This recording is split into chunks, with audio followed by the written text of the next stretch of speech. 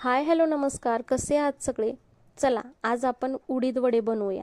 हे बघा, मी उडीद डाळ रात्रभर पाण्यात भिजत ठेवली होती। त्यातील पाणी गाळून ही डाळ मिक्सरच्या भांड्यात काढून घेतेय।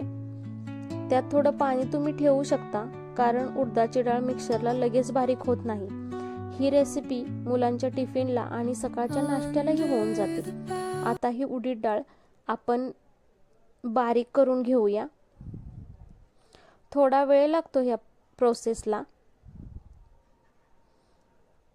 हे बघा, हे बॅटर रेडी आहे आपलं। यामध्ये 2 चमचे तांदूळ पीठ, चवीनुसार मीठ, कढीपत्ता आणि मिरची ॲड केली मी आणि हे चांगलं फेटून घेतलंय। हे बॅटर आता आपण 10 मिनिटासाठी रेस्टसाठी ठेवूया। हे बघा, बॅटर चांगलं मुरले।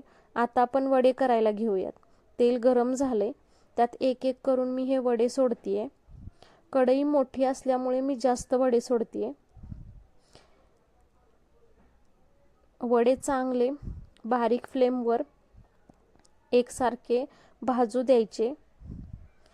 सगळीकडे सेम कलर येईपर्यंत हे वडे चांगले भाजून घ्यायचे, म्हणजेच आतून कच्चे राहत नाहीत। आपले उडीद वडे तयार आहेत। मी ह्याला आकार नाही देत बसत, कारण ते जरा मला अवघड वाटतं। सो मी असं सिंपल बनवते।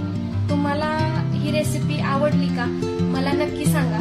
माझा व्हिडिओ आवडला तर लाईक शेअर फॉलो नक्की